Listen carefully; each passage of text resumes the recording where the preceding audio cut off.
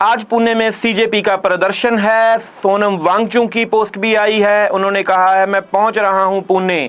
धर्मेंद्र प्रधान का इस्तीफा लिए बिना, शिक्षा प्रणाली में सुधार किए बिना ये आंदोलन कभी खत्म नहीं होगा। कल अभिजीत दीपके ने भी एक पोस्ट डाली थी और उसके बाद उन्होंने प्रेस कॉन्फ्रेंस को भी संबोधन किया था। अभिजीत दीपके बार बार यही कह रहे हैं, जब तक धर्मेंद्र प्रधान का इस्तीफा नहीं हो जाता, शिक्षा तंत्र को अफसरशाही और हमारे नेताओं की जवाबदेही नहीं होती, तब तक ये आंदोलन वापस नहीं लिया जाएगा। ये आंदोलन चलता रहेगा और बल्कि ये आंदोलन को और तेज किया जाएगा।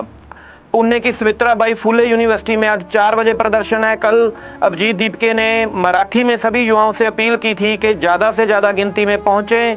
आज 4 बजे का प्रदर्शन है और युवाओं में भी काफ़ी उत्साह पाया जा रहा है। सोशल मीडिया पे आज ट्रेंड करने लगा है पुणे का प्रदर्शन और आज शाम को 4 बजे देखते हैं, क्योंकि सभी की निगाहें उस पे ये प्रदर्शन कैसा रहता है। हेलो दोस्तों, कॉकरोचों, कीड़ों मकोड़ों, मैं कल आप लोगों से मिलने आ रहा हूँ पुणे शहर में। और इस बार मुद्दा शिक्षा और शिक्षा मंत्री के जिम्मेदारी लेने का तो होगा ही, साथ ही साथ मैं मुद्दा लाना चाहूँगा पर्यावरण का।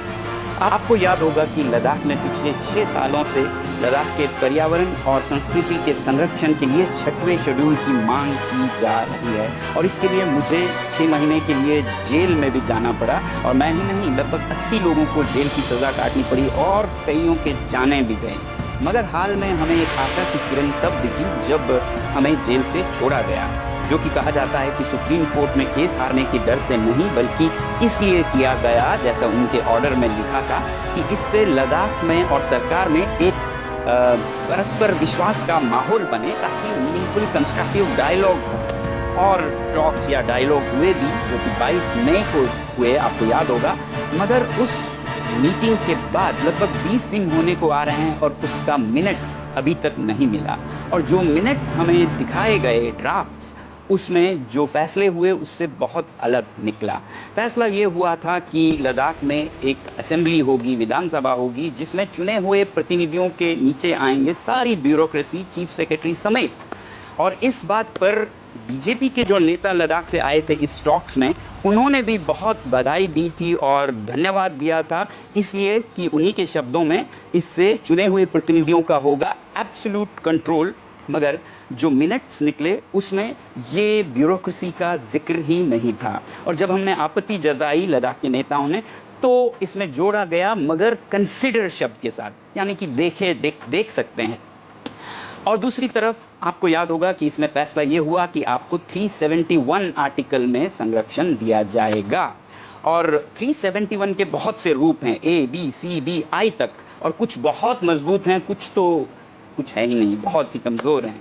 और हमारे नेताओं को गृह मंत्रालय के अधिकारियों ने बताते हैं कि उन्हें ये कहा था बुलाकर कि आपको हम A, B, C, D, I तक में जो जैसा चाहें या कोई नया जोड़िएगा, बस सिर्फ एक आज़ाद देश की मांग मत कीजिए, हम सब करने को तैयार हैं।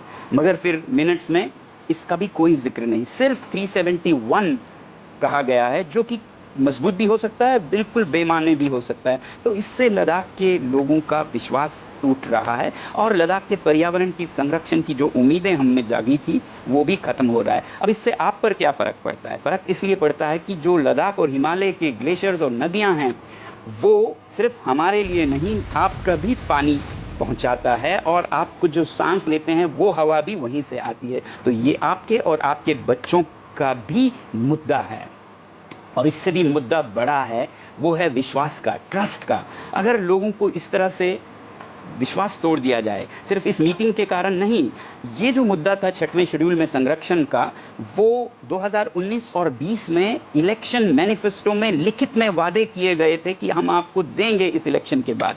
मगर आज 6 साल हुए, लोगों को जेल जाना पड़ रहा है, जान देनी पड़ रही है। तो इससे गृह मंत्रालय पर विश्वास उठ जाएगा और सब में विश्वास कम होता जाएगा। बहरहाल मैं तो विश्वास करना चाहता हूँ कि सत्यमेव जयते होती है। और कल मैं आप लोगों से यही कहने के लिए मिलूँगा। तब तक के लिए जय हिंद।